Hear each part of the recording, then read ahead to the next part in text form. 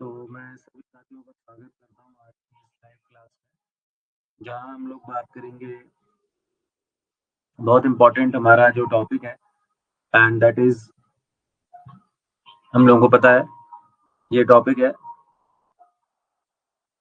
MPPSC AP English का जो assistant professor का पेपर हुआ था 1 जून 2025 को।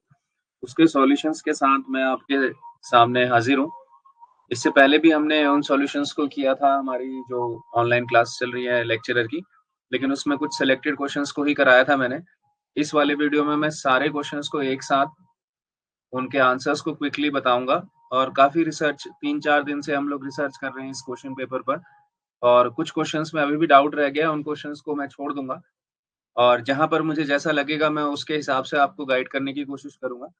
ये एक ऑफिशियल फाइनल आंसर की तो नहीं है, लेकिन लगभग 80 टू 90% आपके जो आंसर्स हैं आप इससे मैच कर सकते हैं। स्पेशली वो एस्पिरेंट्स जिन्होंने इस पेपर को दिया था 1 जून को, एमपी में हुआ था ये। तो चलिए लग जाते हैं इस क्वेश्चन पेपर में। सभी साथियों का स्वागत करता हूँ।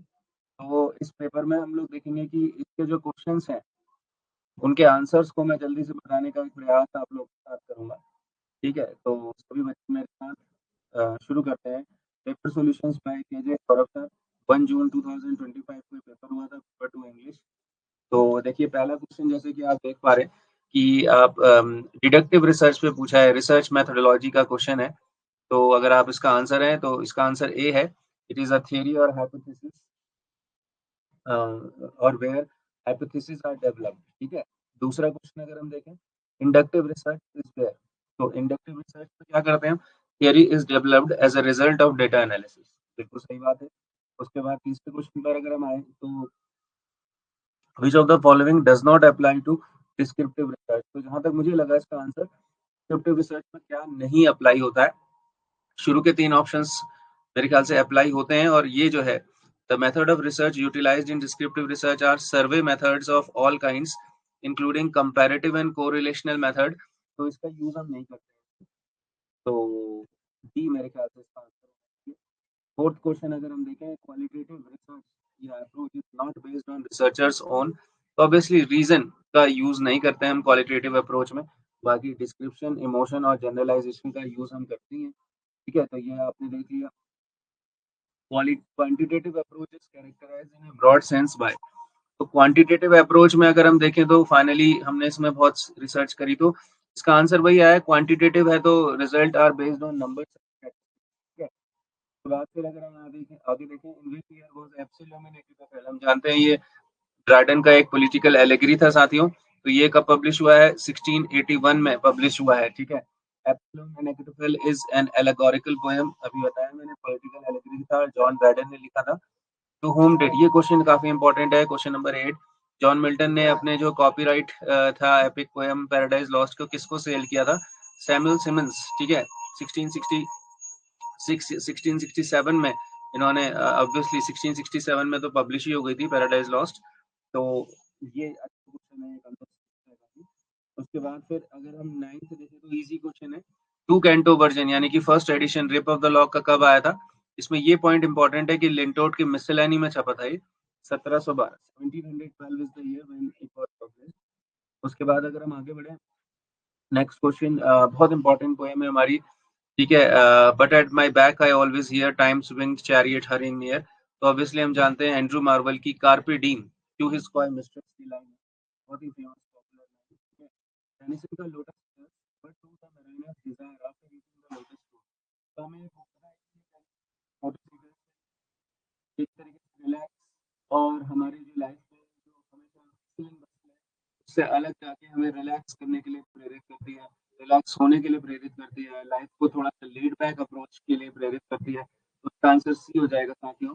To abandon their journey and live in idleness we will return no more. ठीक है। फिर ब्राउनिंग की last ride, Victorian poet last ride together, what does the speaker ask for a final wish. तो ऑब्वियसली इसमें जो B इसका answer होगा, one last ride with his beloved. ठीक है, ये हमें पता ही है। उसके बाद फिर अगर हम 14 पे आए, lovers speech Matthew on the Greek dramatist. तो इसमें सोफोक्लस का रेफरेंस अंदर आया है। लवर्स स्पीच एक इम्पोर्टेंट लिरिकल पोएम है मैथ्यू आर्नल्ड की। हम जानते हैं मैथ्यू आर्नल्ड एक लिरिकल एलेजाइस्ट पोएट है। इनकी पोएम्स में एलेजी का टोन आता है, मेलैंकोलिक टोन आता है, ठीक है। तो ये तो फ्यूटिलिटी ऑफ वॉर को दिखाती है पोएम।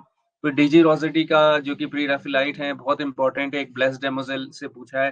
तो ब्लेस्ड डेमोजेल जो है कहाँ पर से देख रही है अपने लवर को, तो रैम्पार्ट्स ऑफ गॉड्स हाउस के रैम्पार्ट्स जो बाउंड्री है, बहुत बड़ी सी बाउंड्री है, वॉल है, वहां से वो झांक रही है इसको नीचे, ठीक है। उसके बाद फिर अगर हम 15th क्वेश्चन में आए, एसएन मिल्टन में जो है मैकॉले कैसे क्रिटिक करते हैं जॉनसन्स लाइफ ऑफ मिल्टन, तो बी इसका आंसर होगा। He argues that Johnson's criticism is tainted by political bias, ठीक है। क्वेश्चन नंबर 16 में आते हैं फिर, one of the following does not belong to qualitative research. तो क्वालिटेटिव रिसर्च में कौन सी चीज बिलोंग नहीं करती, तो हम जानते हैं एंगस जो है मेडिसिन, ये इसको बिलोंग नहीं करते। बाकी जो क्रिटिक्स हैं या थिंकर्स हैं, रिसर्चर्स हैं, वो जो है क्वालिटेटिव रिसर्च के ही हैं। उसके बाद फिर अगर हम आगे आए, इनमें से कौन सा method is not used for collecting primary data. तो प्राइमरी डेटा जो है फर्स्ट हैंड डेटा होता है, ऑब्जेक्टिव मेथड का यूज नहीं करते। इन ऑब्जर्वेशन, इंटरव्यू और शेड्यूल्स के थ्रू तो हम प्राइमरी डेटा को लेते ही हैं, first hand data. Which of the following is the of source of secondary unpublished data. तो इसका आंसर है अनपब्लिश्ड या सेकेंडरी डेटा का सोर्स क्या है, बुक्स, मैगजीन्स और न्यूज को सेकेंडरी सोर्स माना जाता है, ठीक है। अब इसके बाद अगर हम आगे बढ़े, the source of secondary data, the source of secondary data is, तो सोर्स क्या है सेकेंडरी डेटा का, तो ये डेटा अवेलेबल विद स्कॉलर्स, ठीक है। तो जो डेटा स्कॉलर्स के साथ अवेलेबल होता है उसको हम सेकेंडरी डेटा का सोर्स कह सकते हैं। बाकी जैसे अनपब्लिश्ड बायोग्राफीज हैं, data available with associations, labour जो है ब्यूरोज हैं, या फिर पब्लिक रिकॉर्ड्स हैं, ये सब आपके प्राइमरी डेटा में आते हैं, जबकि उसने सेकेंडरी डेटा का सोर्स पूछा है। उसके बाद क्वेश्चन 20 में क्या कहता है, which search engine indexes scholarly research from many journals, books, papers. तो गूगल स्कॉलर जो है सर्च इंजन है जो स्कॉलरली रिसर्च को इंडेक्स करता है। अभिनव गुप्ता ने एक एक्सटेंसिव कमेंट्री लिखी थी भारत के नाट्य शास्त्र पे। What is the name of that commentary, तो इसका आंसर है अभिनव भारती। बहुत इंपॉर्टेंट ये कमेंट्री थी जो है रसा पे। और what is the root at each rasa, तो रसा के रूट में भाव है, तो भाव इसमें आ जाएगा। क्वेश्चन 23 में, which theory of Bhartrihari as expressed in Dhvanyaloka has influenced Anandavardhana. तो हम इसमें देखेंगे तो काफी बच्चों ने ध्वनि कर दिया होगा इसका, लेकिन इसका आंसर है स्फोटा। स्फोटा की थियरी से प्रभावित थे, ठीक है, ध्वन्यालोक में। ध्वन्यालोक में तो ध्वनि से थे वो, लेकिन उसने ये पूछा है कि भर्तहरि की कौन सी थियरी से आनंद वर्धना इन्फ्लुएंस थे। आनंद वर्धना की थियरी नहीं पूछ रहा है वो, ठीक है, तो यहाँ पर ध्यान देना था। क्वेश्चन 24 में है, what are the two complex notions which are at the core of Aristotle Poetics. तो इमिटेशन एंड एक्शन, हमें बताइए। मिमेसिस कहते हैं वो।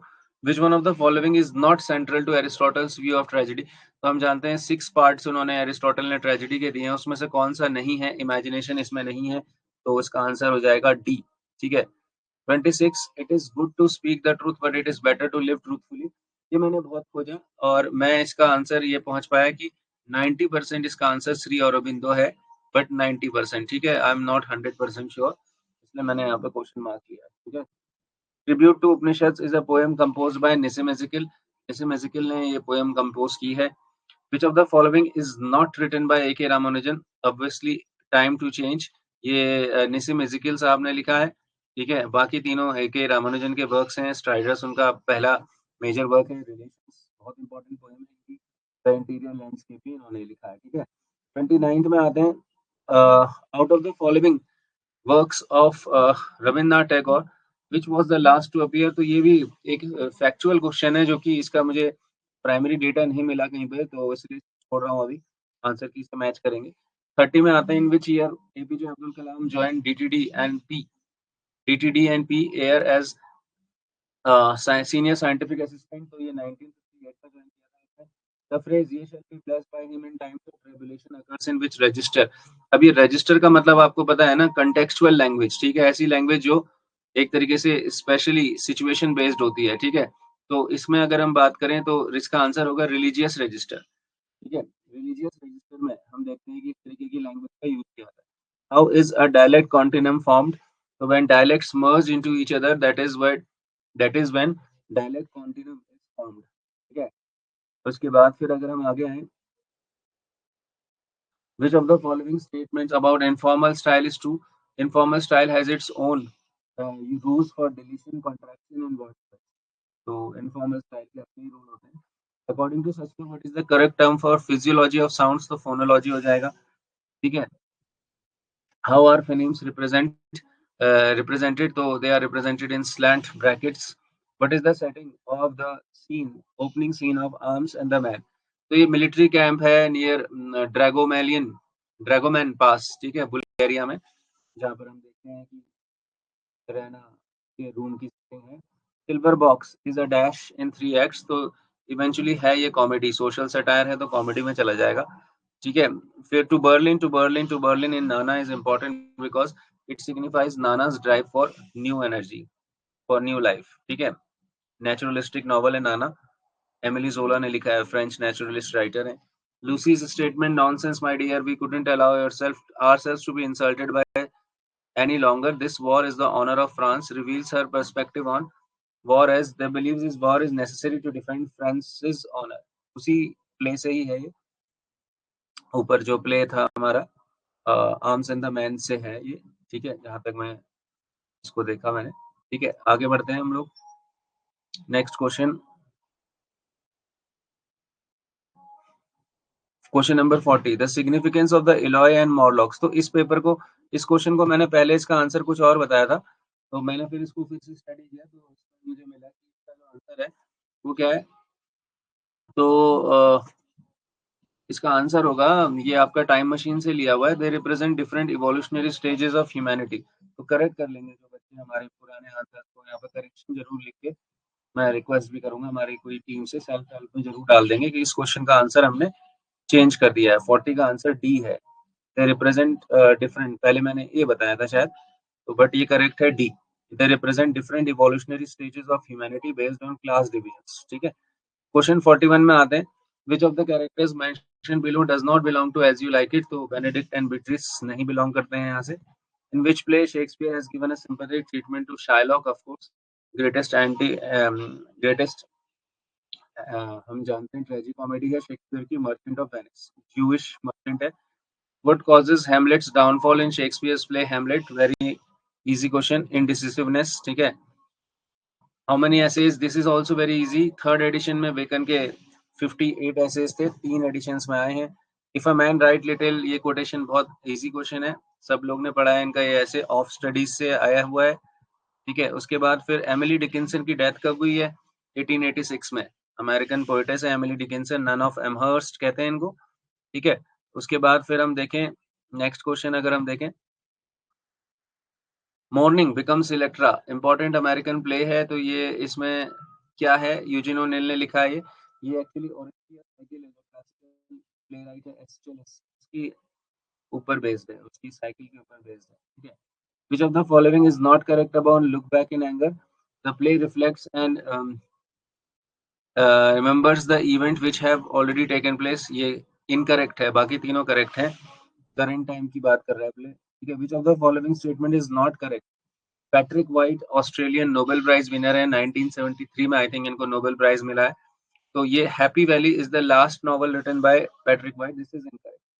इनके अर्लीस्ट नॉवेल्स से आई थिंक पहला ही ना हो, ये आप चेक करेंगे. उसके बाद फिर हम देखते हैं नेक्स्ट क्वेश्चन हम आते हैं क्वेश्चन नंबर 50 में. Which of the given statement is not correct about Mark Twain's Adventures of Huckleberry Finn. इस क्वेश्चन को भी आप करेक्ट कर लेंगे. मैंने शायद अपने जो हमारी क्लासेस थी उसमें कुछ और बता दिया था. ठीक है. आई थिंक डी बता दिया होगा मैंने, बट इसका आंसर है it justified the moral ways and pure life. This is not correct. इसने जस्टिफाई नहीं किया moral ways and pure life को, बल्कि इसने तो क्या किया, बहुत ही हाईली रियलिस्टिक वे में दिखाया है. बहुत ही रियलिस्टिक वे में. कोई ऐसा मॉरलिस्ट टाइप का नॉवल नहीं है, रियलिस्टिक नॉवल है. तो इसमें इससे पूछा है कौन सा स्टेटमेंट इनकरेक्ट है. ठीक है. तो इसका आंसर ए होना चाहिए बेटा. ठीक है. इसको भी कोई हमारा सेल्फ हेल्प ग्रुप में डाल देगा कोई बच्चा इन क्वेश्चंस को, स्पेशली जिनको मैंने करेक्ट किया है. ठीक है. Which of the following is a defining feature of consonants. ठीक बात है, कॉन्सोनेंट्स ऑब्स्ट्रक्शंस होता है उसमें. ऑब्स्ट्रक्टेड साउंड्स होती हैं, ठीक है, वोकल ट्रैक्स में ऑब्स्ट्रक्शंस आता है. What is the primary function of transformation rules? Noam Chomsky का डीप स्ट्रक्चर और सरफेस स्ट्रक्चर बता रखा था, ठीक है, तो वो कुछ सिंपल सा क्वेश्चन है ये. फिर उसके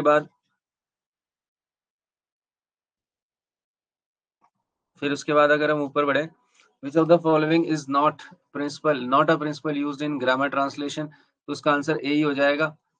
the fundamental purpose of learning a language is to be able to read literature written in it, ये इसका पर्पस नहीं है जीटी मेथड का. अच्छा, इसमें भी आप इसको करेक्ट करेंगे थोड़ा सा, ठीक है, यहाँ पर भी मैं करेक्ट कर रहा हूँ.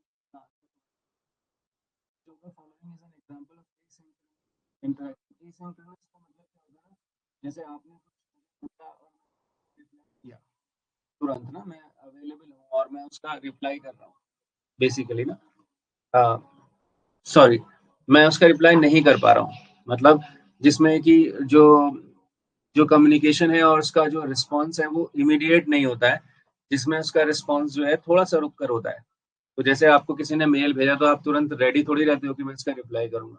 आज आपको मेल आया, आप उसको पढ़ोगे, कल फिर परसों आप उसका रिप्लाई दोगे. तो एसिंक्रोनस में जब इमीडिएट रिस्पॉन्स नहीं आता उसको एसिंक्रोनस कहते हैं. तो ईमेल इसका आंसर होगा, ठीक है, ईमेल इसका आंसर होगा. What does signified designate?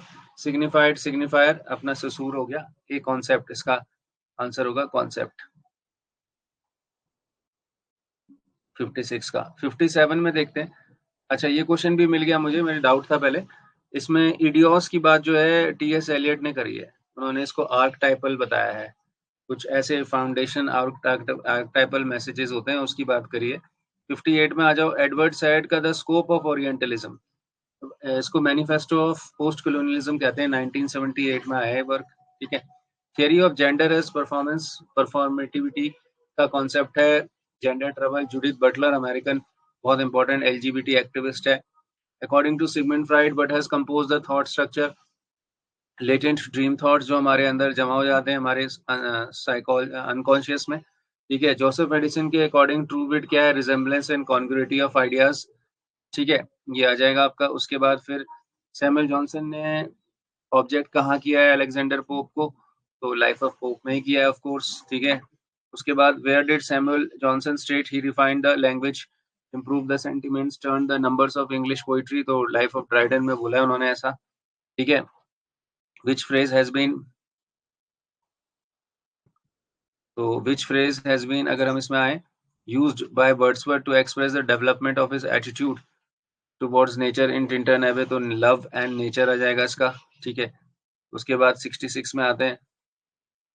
Which of the following ideas appear in Emerson's self reliance? तो इसका आंसर बी हो जाएगा. In every work of genius we recognize our own rejected thoughts, they come back to us with a certain alienated majesty. Emerson का date of birth पूछा है या date of year पूछा है बर्थ का. तो बॉस्टन में 1803 में पैदा हुए. कोटेशन आया है फिर, there will never be a really free and enlightened state. तो civil disobedience, Henry David Thoreau का बहुत इंपॉर्टेंट वर्क है ये, अमेरिकन ट्रांसेंडेंटलिज्म में, ठीक है. I am not the poet of goodness only, I do not decline to be the poet of wickedness also. तो song of myself से है ये, ठीक है. Which of the following poem is not written by Robert Frost? तो ये भैया song of broad axe Walt Whitman ने लिखी है. बाकी जितने भी पोएम्स हैं, स्पेशली फ्लावर गैदरिंग बच्चों को नहीं पता रहता है, ये भी फ्रॉस्ट की पोएम है. इंपॉर्टेंट क्वेश्चन है. 71 when was the first part of pilgrims progress? 1678. हम लोग जानते हैं जॉन बनियन का ग्रेटेस्ट रिलीजियस एलेगरी है इंग्लिश लिटरेचर का. सेकंड पार्ट 1684 है इसका. Who advises Christian to flee from the city of destruction in the Pilgrim's Progress? Evangelist करता है ऐसा. Milton coined the word pandemonium for the palace of Satan, of course. House of Devil कहा गया इसको. उसके बाद फिर to in Paradise Lost book 1, Milton invokes the heavenly muse and states his theme as, बहुत easy question, to justify the ways of God to man, of course. Who is second in command to defeated archangel? हम जानते हैं Beelzebub second in command है, ठीक है. Which of the following is a character in Hemingway's a farewell to arms? तो Catherine Barkley जो है उसमें कैरेक्टर है. मैंने बताया था ये आपका एक अमेरिकन सोल्जर और इंग्लिश नर्स की लव स्टोरी है, हेमिंगवे, फेयरवेल टू आर्म्स, ठीक है. Which of the following are the womanist concern as per Alice Walker's perspective? ये क्लियर नहीं मिला मुझे, इसको छोड़ रहा हूँ मैं, आंसर की से मैच करिएगा 77 को। 78 में आते हैं, which of the following is not a character in the novel the shadow lines. तो इसका आंसर हिल्डा है भाई, हिल्डा। ठीक है, ऑफ कोर्स हिल्डा जो है इस नॉवल की कैरेक्टर नहीं है।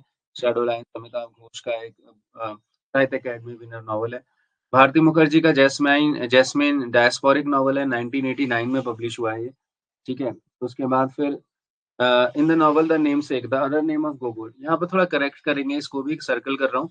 मैंने अपनी जो आंसर की ऐसी जो हमारे बच्चों के लिए बताई थी, जो हमारी अपनी इंटरनल क्लासेस चल रही है, मैंने अशोक कह दिया था, अशोक उसका फादर है।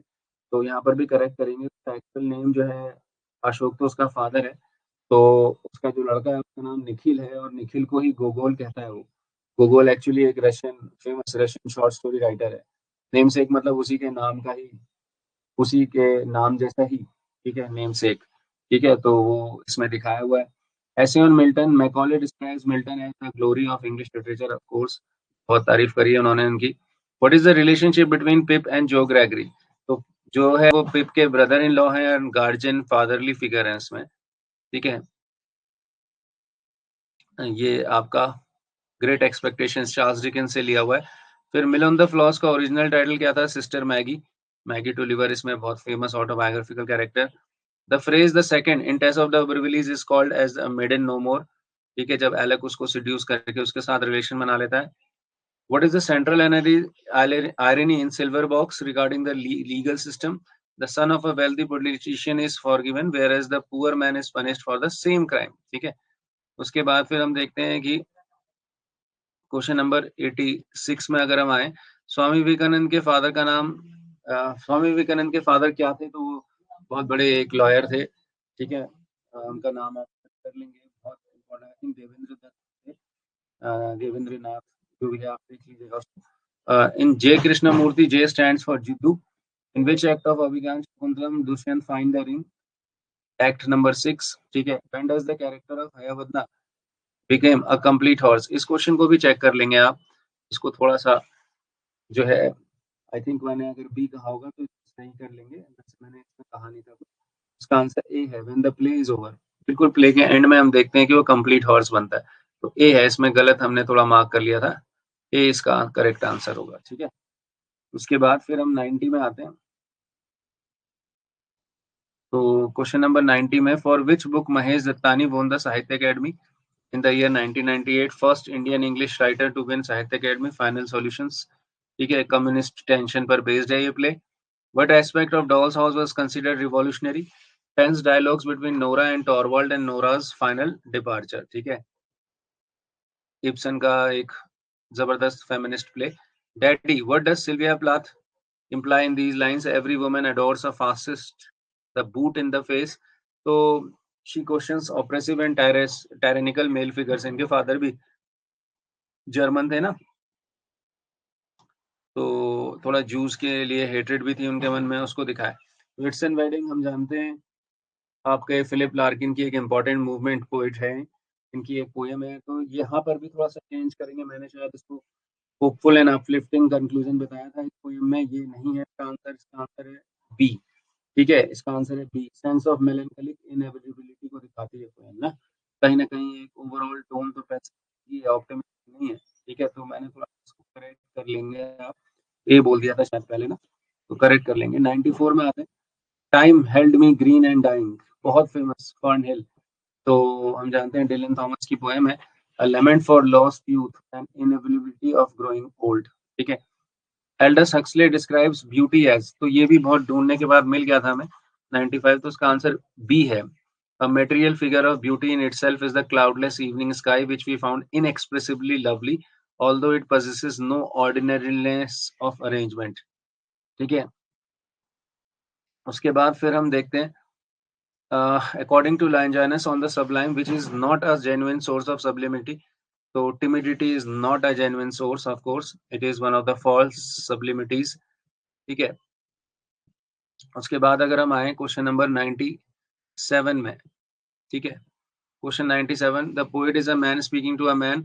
वर्ड्सवर्थ ने अपने preface to lyrical ballads 1800 second edition में बोला है, the best poetry will be found to have the power of forming, sustaining and delighting us Matthew Arnold ने बोला है। Practical criticism of course I A Richards 1929, ठीक है। उसके बाद फर्डिनेंड डे ससूर ने सिग्निफायर और सिग्निफाइंड के बीच में जो बॉन्ड है उसको आर्बिट्रेरी कहा है। 101 सेकंड कमिंग में क्या है भाई ये? Slouching towards Bethlem, fearsome apocalyptic force symbolizing destruction. Wasteland, what do these lines means? April is the cruelest month. So April represents suffering as it forces people to remember the past. ठीक है. What literary significance is made in the wasteland? I will show you fear in a handful of dust. तो काफी ढूंढने के बाद मिला है a biblical allusion. ठीक है. a biblical allusion है ये, और representing human mortality. ठीक है। तो उसके बाद फिर 104 में आते हैं बेटा। 104 क्या कहता है? 104 in Riders to the Sea, what does Moria mean when she says he's gone now and when the black night is falling I will have no son? यहाँ पर थोड़ा कट रहा है, no son left me in this world. तो CS का she predicts the death of the last surviving son. ठीक है। What is the significance of Moria's final words?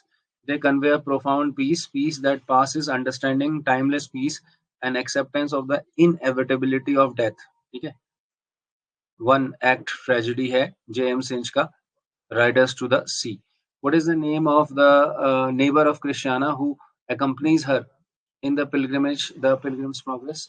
तो आई थिंक ये Pilgrim's Progress का सेकेंड पार्ट से लिया है इन्होंने, जो 1684 में आया था। उसमें क्रिश्चियन के साथ क्रिश्चियाना भी चलती है और उसको मर्सी उसकी नेबर उसके साथ होती है। तो ये सारी चीजें एलेगोरिकल है। रॉबर्ट बर्टन ने जो एनाटॉमी ऑफ मेलनकली लिखी थी उसमें डेमोक्राइटस जूनियर उनका स्यूडोनिम था। ये पब्लिश कब हुआ था? इसका जो फर्स्ट पार्ट था या पहली बार का पब्लिश हुआ 1621 में। उसके बाद 5 डिफरेंट एडिशंस में भी आया है। Who called Rape of the Lock as the most attractive of all ludicrous compositions? Samuel Johnson ने बोला था, New things are made familiar and familiar things are made new. इस क्वेश्चन को याद ही कर लेना, बहुत इंपॉर्टेंट है। 109 वाला, ठीक है, स्टार लगा दे रहा हूं मैं यहाँ पर, आएगा ये आपके। ठीक है। 110 रेप ऑफ द लॉक क्या है? मॉक हीरोइक पोएम है, सिंपल वन लाइनर है। ठीक है। उसके बाद फिर first novel of Daniel Dafoe, तो 1719 में छपा है डेनियल डेफो का पहला नॉवल। रॉबिन्सन क्रूजो हम लोग जानते हैं, ठीक है, टेल ऑफ सर्वाइवल। उसके बाद फिर अगर हम आगे बढ़े तो क्वेश्चन 112 क्या कहता है? What is the main theme of book 1 of Gulliver travel? तो यहाँ पर भी करेक्ट करेंगे, इसकी जो मेन थीम है मैंने शायद कुछ और बता दी होगी। तो सी एस का answer, to examine the life of the people. पहला, हर बुक की अलग अलग थीम है ना, तो पहली थीम में जब वो लैंड ऑफ जायंट्स जो है उनकी उसमें जाता है ना, नहीं सॉरी, लैंड ऑफ लिलीपुट्स में जाता है, तो मेरे ख्याल से to examine the life of the people, ये चेक कर लिया मैंने। फिर 113 बुक 3 का नाम क्या है? वॉइस टू लेपुटा है, ठीक है, जहाँ पर वो साइंस और उस पर सटायर करता है। फर्स्ट इश्यू कब आया था स्पेक्टेटर का? 1711 में आया था। Be thou spirit fierce, ode to the west wind, of course, बहुत famous ode. Rime of the ancient mariner opens with a ballad like directness, ठीक है, हाँ इसको चेक किया है मैंने, यही आंसर होगा इसका, 116 का है। उसके बाद John Keats appeared as a member of cockney school of poetry, बता रखा था, ठीक है। उसके बाद फिर अगर हम आगे जाएं, क्वेश्चन नंबर 118, टॉम जोन्स को कॉमिक एपिक इन प्रोज बोला है हेनरी फील्डिंग ने, बहुत इंपॉर्टेंट नॉवल है। जेन ऑस्टन बोलती है कि इस नॉवल के बारे में and bright and sparkling and it wants some shade, shade मतलब इसमें कुछ सीरियसनेस होनी चाहिए, शेड का मतलब सीरियसनेस लिख लेना। प्राइड एंड प्रेजुडिस है। Which character in Jane Austen's pride and prejudice is a kind of grotesque, actually weird type की हरकतें करता है इसमें मिस्टर कॉलिंस, अंदर से पूछा है काफी, मिस्टर कॉलिंस इसका आंसर होगा, ठीक है। चौसर के प्रोलोग में मास्टरपीस किसका है? वो कैरेक्टराइजेशन का मास्टरपीस है। होस्ट कौन है भाई? ठीक है, टाबार्डिन का। कैंटरबरी टेल्स में Harry ballet. Red cross night, अब ये भी जो है मुझे मिला नहीं है, ठीक है, मैं इसमें कोई कैलकुलेशन नहीं करना चाहूंगा, बट हेनरी एट हो नहीं सकता क्योंकि हेनरी एट बाद में आए थे, ठीक है, और प्रिंस आर्थर जो है कनेक्टिंग लिंक है इसमें, लेकिन वो रेड क्रॉस नाइट की बात कर रहा है, ठीक है। तो लेकिन सिडनी भी नहीं हो सकता है क्योंकि सिडनी तो होलीनेस, ये होलीनेस को दिखाता है, तो मेरे ख्याल से आंसर इसका वैसे आंसर होना चाहिए, है ना, but I am not sure, इसमें 100% श्योर नहीं, लॉर्ड ग्रे का कोई ऐसा रेफरेंस मुझे मिला नहीं, बट 100% श्योर नहीं हूँ। फिर भी आप सी लिख के आगे बढ़ सकते हो उसमें, ठीक है। 124 का आंसर क्या है? Who is fairy queen in Spenser's the faerie queene? Of course the Gloriana, ठीक है। Piers Plowman by William Langland, ये हम देखते हैं एंग्लो, आपका एज ऑफ चौसर में बहुत इंपॉर्टेंट वर्क है, एंग्लो सैक्सन एलिटरेटिव प्रोज में लिखा हुआ है, सॉरी वर्स में, प्रोज में नहीं। एसिंक्रोनस टेक्नोलॉजी में फिर से आ गया, देखो अब टेक्नोलॉजी वर्ड यूज किया है तो उसमें ईमेल तो हो गई, टेक्स्ट मैसेज हो गई, ऑनलाइन मीटिंग हो गई, तीनों टेक्निकल इक्विपमेंट है ना। जबकि बुलेटिन बोर्ड तो हम जानते हैं कि एक non technical way of communication है, तो डी होगा इसका आंसर। सिंपल क्वेश्चन था ये, थोड़ा अप्लाई करना था। 127 which ICT tool is used for providing multi modal input, तो पीपीटीज हो जाती हैं इसमें विद साउंड्स, ठीक है। फिर अब देखो यहाँ पर क्या कहता है, paradoxical combination of words. Paradoxical का मतलब होता है ऑपोजिट, यहाँ पर इसमें आंसर इसका ऑक्सीमोरोन होगा, क्योंकि यहाँ वर्ड्स का है। अगर यहाँ पर ये क्लॉज कह देता तब हम देखते कि उसमें एंटीथेसिस होता है, जो कि ऑप्शन में नहीं है। अंडरस्टेटमेंट होगा नहीं, हाइपरबली अलग चीज होगी, अतिशयोक्ति हो गया, और सिनेक्टिकी तो क्या होता है हम जानते ही हैं, पार्ट रिप्रेजेंटिंग होल कहते हैं ना सिनेक्टिकी को, ठीक है। तो इसका आंसर बी होगा। उसके बाद फिर 129 में आए, इनमें से कौन सा पन को डिस्क्राइब करते हो? तो पन वर्ड प्ले कहते हैं, play on words offering multiple meanings. अच्छे क्वेश्चंस हैं, फिगर्स ऑफ स्पीच। इनमें से कौन सा सिनेक्डेकी है? सिनेक्डेकी मैंने बताया पार्ट रिप्रेजेंटिंग होल। अब वहां पर पूरा इंग्लैंड नहीं खेल रहा है, इंग्लैंड के कुछ प्लेयर्स खेल रहे हैं, इंग्लैंड वॉन द मैच, ये कई बार बताया मैंने एग्जाम्पल, ठीक है। सी हो जाएगा। 131 story of an ancient king captured the heart of M K Gandhi when he was a child. अच्छा क्वेश्चन है ये। हरीश चंद्रा, टेल ऑफ हरीश चंद्रा देखा था उन्होंने, उससे बहुत प्रभावित थे। Which among the following is not the work of R Narayan? Sharma है, ये मैंने लिखा भी है, शॉर्ट स्टोरी है। बाकी Swami and friends, tiger for Malgudi है, टॉकेटिव मैन भी इनका एक इंपॉर्टेंट नॉवल है आर के नारायण साहब का, ठीक है। तो नॉवेल्स को याद कर लोगे टाइटल्स तो उससे निकल जाएगा। अब 133 क्वेश्चन ही गलत है, देखो मैंने यहाँ पर ये लिखा है, क्यों गलत है? क्योंकि वो कह रहा है कि who told बखा that he wished to be Sahib he would first have to go to school। कौन कहता है बखा से कि अगर वो साहिब बनना चाहता है तो उसको स्कूल पहले जाना चाहिए? तो मेरे हिसाब से तो ऐसा कोई रेफरेंस मुझे मिला नहीं कहीं, तो मुझे लगा कि इसका जो मिला मुझे कि उनके फादर लखा ने उनको इंस्पायर किया था, कि लखा खुद भी बोलते थे कि वो भी ऐसा बनना चाहते थे। तो इसमें ऑप्शन में तो नहीं है, तो मेरे हिसाब से ये क्वेश्चन रॉन्ग है, बट फिर भी लेट्स सी, इसका आंसर थोड़ा सा डाउट में ही रखेंगे हम। 134 में भी बहुत अंदर घुस के पूछा है, नहीं मिला मुझे ये। नॉवल किसी के पास होगा तो वो चेक कर सकता है इसको, ठीक है। चलिए फिर उसके बाद 135 में है, first chapter wings of fire, Abdul Kalam has quoted the following hymn, the earth is him, to him belong those vast boundless sky. तो ऑब्वियसली इसमें आंसर है अथर्ववेद की बात की है उन्होंने, ठीक है, अथर्ववेद को कोट किया है। According to Robert Lynd, what is the aspect of human memory compels his wonder? It is the efficiency rather than the inefficiency of human memory that compares that campers his wonder, ठीक है। मतलब वो memory का लोग ज्यादातर negative aspect बोलते हैं, वो कहते हैं कि नेगेटिव नहीं, बहुत पॉजिटिव एस्पेक्ट है मेमोरी, ठीक है। फिर 137 according to Gardner the rule of road means liberty is not personal, it is a social contract, ठीक है। उसके बाद what is the correct sequence? EM Forster's passage to India, पहले केव्स है, फिर मॉस्क है, और फिर लास्ट में टेम्पल है। लॉरेंस का सन्स एंड लवर्स क्या है? कुंस्टल रोमा। कुंस्टल रोमा होता है, ठीक है, जिसे हम कह सकते हैं नॉवल ऑफ एन आर्टिस्ट। हम जानते हैं कि वो फिर पॉल लॉरेंस जो उसका हीरो है वो एक आर्टिस्ट ही है, लास्ट में राइटर बनता है, ठीक है। एर्जिंग रोमा अलग चीज हो गई, ठीक है। नॉवल ऑफ एजुकेशन होता है, लिख लेना जिसको लिखना होगा, नॉवल ऑफ एजुकेशन। और जो ये है ना ऊपर वाला, एंट वेंगसिंग लंग रोमा, इसको हम क्या कहते हैं, ठीक है, बिल्डुंग्स रोमा का एक दूसरा नाम है, लिख लेना ये इंपॉर्टेंट पॉइंट बता रहा हूँ। बिल्डुंग्स रोमा तो बताया है ना, BILDUNGHROMAN,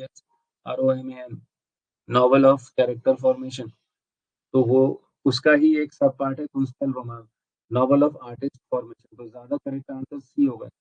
ये क्वेश्चन आपके बेसिक्स ऑफ नॉवल से बन जाता है, इंपॉर्टेंट क्वेश्चन है ये, ठीक है। तो ये जरूर लिख लेना कि एंट विग लंग्स रोमा बिल्डुंग्स रोमा का ही दूसरा नाम है, सिनोनिम है उसका, पर्यायवाची है, ठीक है। फिर उसके बाद आप देखते हैं 140 में, what is the meaning of एट इग्नोटास एनिमर डिमिट इन आर्टिस्ट? Portrait of the artist as a young man, James Joyce का अर्ली नॉवेल्स में से है। एपिग्राफ आप जानते हैं किसी भी नॉवल में टाइटल के अलावा जो फ्रंट पेज पे लिखा होता है, कवर पेज पे, उसको कहते हैं एपिग्राफ। तो इसमें इसका मतलब है and he applies his mind to unknown arts, कहाँ से लिया हुआ है? ओविड के मेटामॉर्फोसिस के बुक 8 लाइन 188 से लिया हुआ है ये एपिग्राफ, ठीक है। ओविड आपको पता है क्लासिकल राइटर्स हैं, रोमन जो एज थी गोल्डन एज, उसमें क्लासिकल राइटर है ऑगस्टन एज के, ठीक है। One of the following is not use for quantitative data analysis, तो ट्रांजाना जो है यूज नहीं किया जाता उसके लिए, और is not use for 142 qualitative data analysis में ग्राफाइट प्रिज्म का यूज नहीं होता है। Basic form of MLA edition में अगर आप आओ तो लास्ट में ऐसे होता है, पहले ऑथर का नाम, लास्ट नेम आता है, फिर first name, title of the book, ये हो गया, book, place of publication, publisher, year of publication, ठीक है। तो ये आपका सी इसका करेक्ट आंसर हो गया। उसके बाद अगर हम आए, ये सारे क्वेश्चंस आपको सारे नेट के बच्चों को भी करने चाहिए, ठीक है, एमएलए के एडिशन से पूछे हुए। तो 144 देख रहे हो कितना बड़ा सा क्वेश्चन है, लेकिन अगर आपको फॉर्मेट पता है इसका आंसर सी होगा, ठीक है। तो ऑथर का लास्ट नेम फर्स्ट नेम, पहले लास्ट नेम आएगा, जैसे जॉन कीट्स था तो कीट्स पहले लिखोगे, फिर जॉन लिखोगे, फिर उसका टाइटल लिखोगे, फिर बुक का टाइटल लिखोगे, फिर टाइटल होगा, फिर ऑथर का first name and last name, edition, ठीक है, पब्लिशर नेम आ जाएगा, और फिर ईयर ऑफ पब्लिकेशन। तो ये याद करने पड़ते हैं, फॉर्मेटिंग स्टाइल है एमएलए की। एमएलए पे अगला क्वेश्चन आ गया, एमएलए की फुल फॉर्म क्या है? एमएलए एक फॉर्मेटिंग स्टाइल है, जैसे जब हम पीएचडी या थीसिस करते हैं ना, तो जो थीसिस में लिखते हैं हम जिस स्टाइल में, उस स्टाइल को, उसका एक प्रॉपर फॉर्मेट बना हुआ है, उसको हम मॉडर्न लैंग्वेज एसोसिएशन एमएलए कहते हैं। तो आप इसको क्या कह सकते हैं? इंडेक्स या रेफरेंसिंग स्टाइल, ठीक है। जो लेक्चरर वाले बच्चे हैं उनके लिए, कभी आगे अगर आप नेट के लिए प्रेरित होते हैं, नेट करते हैं या फिर आगे पीएचडी करते हैं, तो पीएचडी में जो आप लिखते हैं, जो कि आपका वर्ड साइज इतना होना चाहिए, अभी जैसे आपने देखा कि बुक को कैसे आपने मेंशन करना है रेफरेंसेस में, तो उस स्टाइल को हम एमएलए स्टाइल, बहुत सारी स्टाइल्स हैं पूरे वर्ल्ड में, एपीए है, एमएलए है, तो उस स्टाइल को हम एमएलए स्टाइल कहते हैं, ठीक है। उसके बाद फिर हम देखें पीएस फ्लोमैन, पैसिस, पैसिस करके वर्ड यूज किया उन्होंने उसके लिए, पार्ट्स के लिए। थॉमस मेलोनी के बारे में कहा जाता है कि प्रिजन में लिखी उन्होंने मोर्टे डी आर्थर, ठीक है। उसके बाद फिर हम देखें मेलेरी का मोर्टे डी आर्थर जो है, इसमें किस चीज का डिस्क्रिप्शन है? तो ऑब्वियसली क्योंकि ये हम जानते हैं ना मिडिल इंग्लिश प्रोज, तो टूर्नामेंट्स हैं, कासल्स हैं, हीरोइक बैटल्स हैं, शिविलरी, आप इसको एक वर्ड में लिख लो, शिविलरी। डॉक्टर फॉस्टस अपनी डिजायर मैचलेस ब्यूटी के लिए किसके लिए बुलाता है? तो हेलेन ऑफ ट्रॉय के लिए बुलाता है, ठीक है, जिसके बारे में कहता है मेक मी, ठीक है, स्वीट, वो क्या कहता है, विद दाई मॉर्टल किस ना। और बेन जॉनसन, ये बड़ा अच्छा क्वेश्चन है, बेन जॉनसन खाली ड्रामेटिक्स ही नहीं थे, उन्होंने लिरिक्स भी लिखे थे। तो 150 का आंसर हो गया सी, ठीक है। तो इसके साथ ही हमारा जो ताबड़तोड़ प्रेजेंटेशन था, जिसमें सारे ऑलमोस्ट मैंने क्वेश्चंस के आंसर्स आपको बता दिए हैं, आपने देख लिए हैं, आई होप आपको सही लगे होंगे।